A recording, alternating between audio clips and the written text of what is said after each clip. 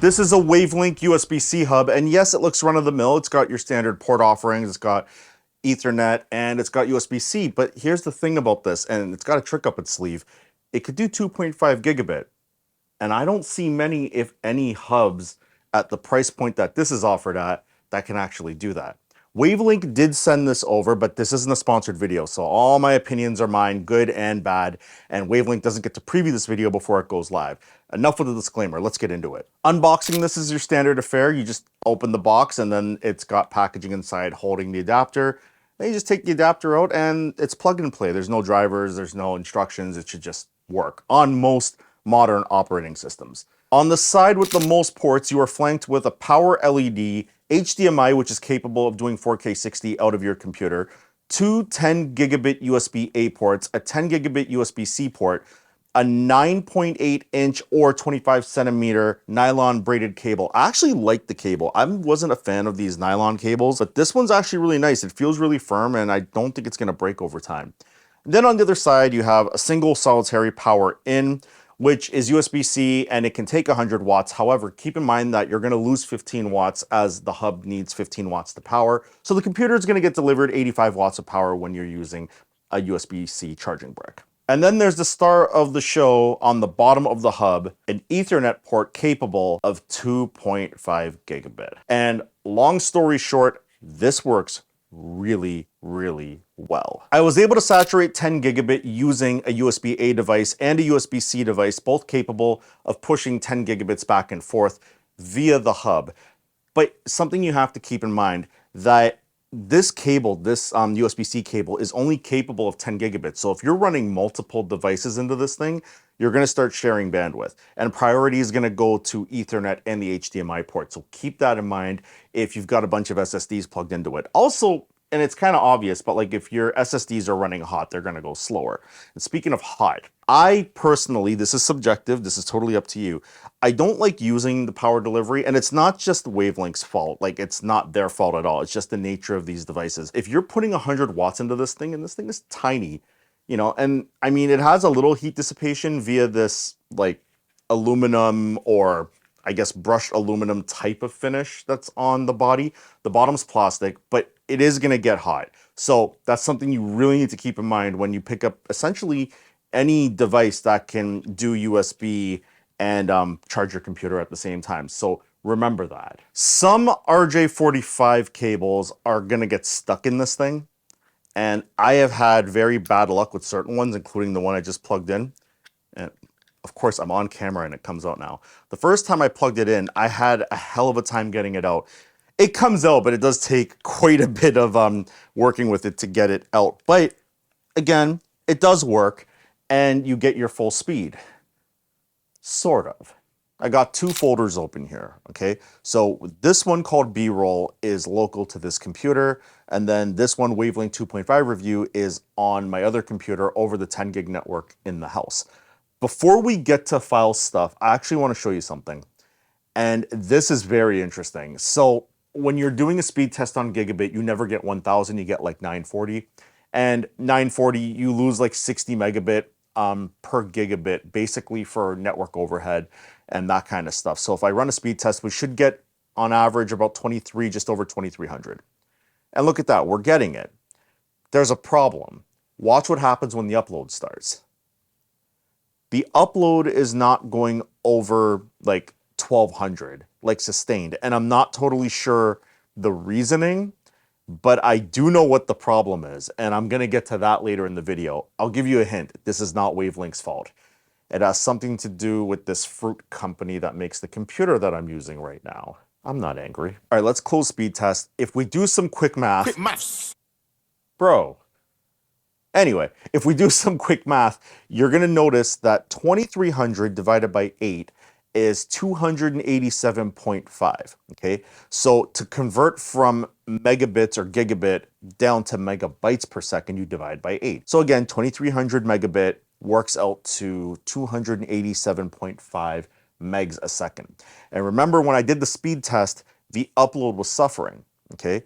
But I have some clips here. So if I were to take this one here, which is like 42 gigs, and we're gonna go to the remote computer, and if I hit paste, I'm going to pull up iStat menus here, and the kernel task is what we're looking at. And we are getting about 281.4, 283.6, 284.7. So if I were to go 284.7 times 8 to convert the other way, that's 2277. So the adapter is doing its job. It's providing the correct speed and it's working correctly, but speed test isn't working properly. And this isn't the speed test limitation because on my 10 gig client, which is a Hackintosh running third-party 10 gigabit network card, I have 8 gigabit internet here, and I can get speeds both ways. I can get 8 gig up, 8 gig down, and it's fine. So there's definitely something going on with macOS. More on that later. Obviously, the M3, all the Apple Silicon computers can handle these compressed file formats that come out of like my camera, like my Panasonic S5 Mark II, my GH5 Mark II. It handles it fine. But what if you're using an older computer? Well, you're gonna have to use an all-intra codec like ProRes, and ProRes is huge. And the problem is that if you put it on the network, on a bigger drive, in a computer where you don't have to spend as much for storage like you would on, say, a MacBook, well, if you're running Gigabit, you're gonna start getting hiccups and glitches. So right here, I have this folder called, this project called Wavlink 2.5 GBE Hub Review, right? Kind of fitting. So if I show package contents and I were to go into my unboxing and I go into my transcoded media and high quality media, you're gonna see these 3 files and they're fairly big. Like one is 16.41 gigs, another one's 32.91, the other one's 20.49. These are ProRes clips. These are all intra, and they're a lot easier for computers that don't have these media engines that are included in the Apple Silicon computers to edit. The problem with it, though, is that they're huge. And if you're on Gigabit, you're going to exceed the, 117 megabytes a second or 940 megabit that your Gigabit Ethernet would be capable of, right? So again, just to verify, just to show you, if I go to media info, you will see right here that this is 1 video stream of ProRes and 4 streams of PCM. I have Final Cut open here, and I'm just gonna open the project like directly over the network. So it opened, and this is the unboxing video. This is actually a multicam, which is a little harder for it to handle because again, this isn't one stream of ProRes, this is multiple streams of ProRes. And I am chewing through this like nothing. And if you look in the top corner here, while I'm scrubbing really fast, we're at 138 megabytes a second, okay? This would not do this on Gigabit. So obviously this computer is capable of editing those compressed clips, but the fact that you can use an older computer to edit clips over the network and not have to buy crazy amount of storage for your MacBook when you bought the MacBook back when, it's kind of awesome. You can buy more cost-effective storage on another computer on the network and edit your clips perfectly fine. That's amazing. I've had a lot of positives to say about this adapter, and I do actually really like it. But there's one thing on it that, for me, subjectively, I'm not the biggest fan of, and that's the USB-A ports. I actually bought a bunch of these. These are USB-C to USB-A adapters that are capable of doing 10 gigabit. The first problem is these are not very, very easy to come by. You can find them, but they're not as readily available as the other way around, going from USB-A to USB-C. And the reason I had to buy them is because I typically don't use anything USB-A anymore. USB-A was introduced on Apple's first MacBook.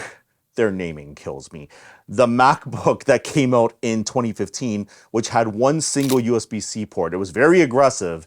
And from that point on, everybody was starting to transition to this USB-C lifestyle. So having 2 of these ports is not the greatest thing in the world, but I mean, you can alleviate it by getting some of these. That being said, speaking of the ports, I wonder, is there an application where I can use the 2.5 gigabit, 4K 60, maybe push a lot of bandwidth through like 1 or 2 of those ports?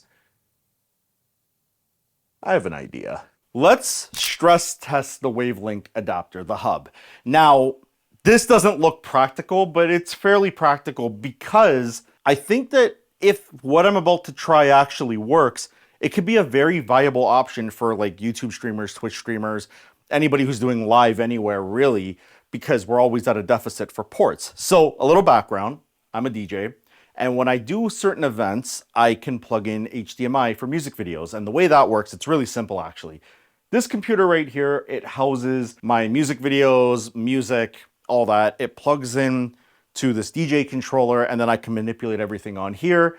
And that includes the video and the audio. Okay, and then you would go HDMI out from this computer to the video distribution at the venue, and then they could put me on whatever screens they want to. That's cool, but I thought let's take it to another level. So a few weeks ago, I did an event, and I thought, let's Twitch stream it. Let's throw it on Twitch and have some fun. And I did that, and it actually went really well. But for my internet connection, I didn't have Ethernet access, so I tethered my phone, and it was wild. So let's take a look at the current setup. I'll use my phone to do this. So over here, we have a Panasonic S5 Mark II on an Edelkrone jib, and it's moving back and forth.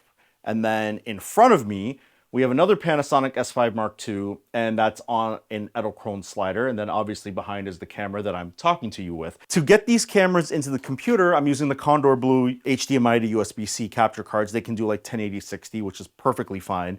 Especially with the quality of these cameras, 1080-60 looks amazing. So I ran into an issue. So I get to the venue. Now, to get a signal between the two computers, because yes, I'm using two computers, so I want to delegate this laptop to only DJing. So I have an M3 Max MacBook Pro, and to get this to work, I have a Thunderbolt cable. Okay, so I would basically plug Thunderbolt between the two of them, and we're all good. Super low latency, very, very good. Don't have to adjust anything, and everything works great. But problem is, that's one port gone. So now I have two cameras I have to get in there. So now I plug in both cameras directly and it works, and I don't get any latency issues, but I'm out of ports. If I'm streaming on Twitch, I don't want to keep the same scene going, so I have a Stream Deck, but now I don't have any ports to plug in the Stream Deck. If we look at this, we have the Wavlink adapter, and we're doing a few things here. Those USB-C to USB-A adapters I mentioned earlier, those are actually plugged into the two USB-A ports on the Wavlink. I said this review was completely unbiased. Look, Wavlink, love you guys. So far, so good with the hub. I just wish that instead of having two USB-As, we had two USB-Cs and one USB-A, because I feel like moving forward, nothing is gonna be USB-A and most things are USB-C now.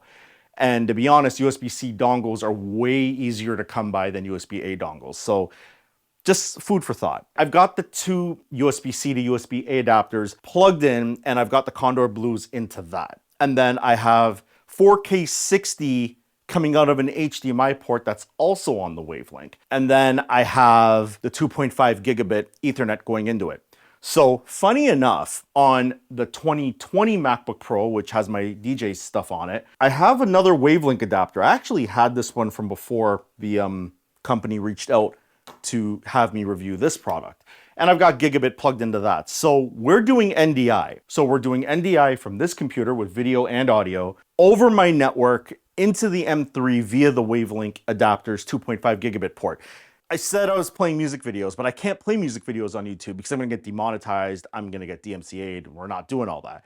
But what I did do is I took one of my videos, which was the Bell Removes 8 gigabit video, and I added cue points. Okay, so I loaded it, I actually converted it to a format that's compatible with my DJ software, and then I added what's called cue points. So cue points are basically, when you press a button, you can actually add a cue point for various parts of the MP4 that you're playing. So the first cue point, if we look at my OBS recording, Bell's just lazy. Right? Cool. And then we've got, You know who else is lazy? Babies. Okay. And then we have, Baby, baby, baby, baby. and then we have one more. No! So let's take a look at this. Let's see if there's any latency going between the video, audio, and the cameras, right? So what you're gonna be looking at is like my hand movement compared to what the actual sound and video output is. Let's take a look at the recording. Bell's baby, baby, baby, babies. Baby, baby, babies. That actually looks pretty damn good. I think it's very close. If I had to guess, I'm gonna take a shot in the dark, and I'm actually gonna add a video delay of 10 milliseconds to the NDI source because I can't reduce it from the cameras. I feel like the cameras are lagging behind just a little bit. So we're gonna get the video to lag behind just a touch. to make up the difference. And then if I go into my audio, I am going to apply the same offset of 10 milliseconds. We're going to start recording again, and let's see what happens. Babies.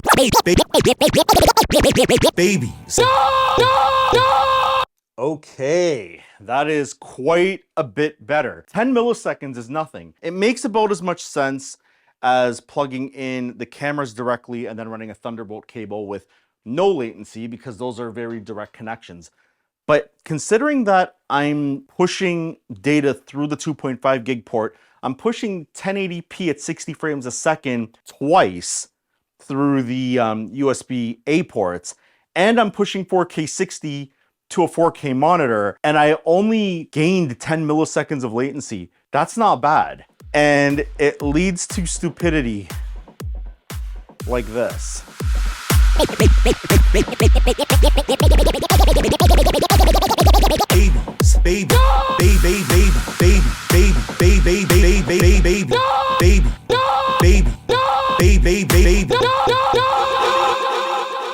Oh boy, I have way too much time on my hands. One of the great things about 10 gigabit USB is that it's backwards compatible. And doing that test got me thinking that USB essentially is just that. It's USB. So this is USB, and this is USB, and this is USB. And this adapter converts the different form factor of USB to an old form factor of USB. So it got me thinking, let's try something else. For the purposes of science, allegedly, I pulled out my very, very old and really scuffed up 2012 MacBook Pro. Now, this computer does not have a USB-C port on it. It only has USB-A. But if USB 3.2 Gen 2 is backwards compatible, if I were to take this adapter and instead of throwing it on one of these, I were to, I don't know, throw it on the end, what's gonna happen? Oh, that speaker is so weak. Because it's a deprecated machine, it's from 2012. The latest operating system that's supported on this machine is macOS Catalina. But I absolutely despise macOS Catalina, so this computer is actually running the one before it, which is macOS Mojave. Let's eventually get to my desktop and see what we can do here. We are screen recording, and this thing is old, and the fans are kicking up, and it might take off like a rocket ship. Sure. I've got the adapter right here on the end. And the first thing we're gonna do is we're gonna go into System Preferences. The old one, the right one. This shirt is super fitting for this video. I bought it a while ago and had no reason to wear it and created a reason. Thanks, Wavlink.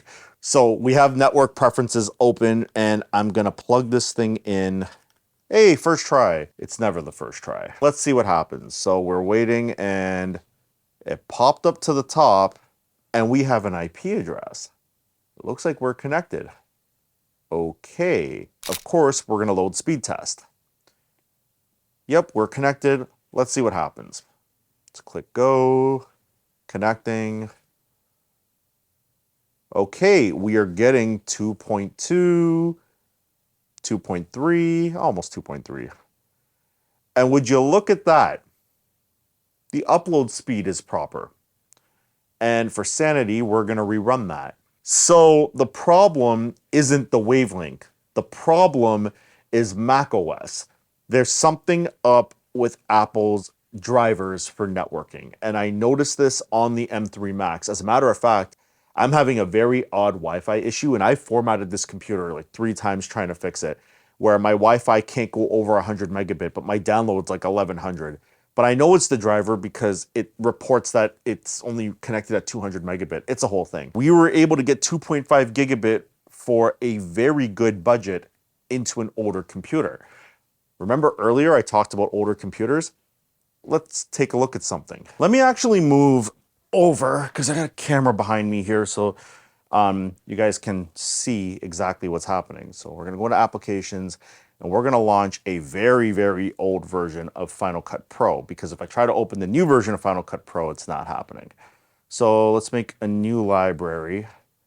and we are gonna go to desktop, and we're just gonna name you Good Lord. Cool, and let's make a new project just to make my life a little easier. I'm leaving the media in place, so this is actually over the network. My brightness is jumping all over the place because this computer is freaking out. What do I have here? We'll just drag you in. Remember, ProRes. And if you look at this resolution, this clip is actually in 6K. It's pretty mammoth. But if I drop it on the timeline, it's gonna bug me for what resolution I want. I want it in 4K. I can already hear the fan spinning up. But look at that.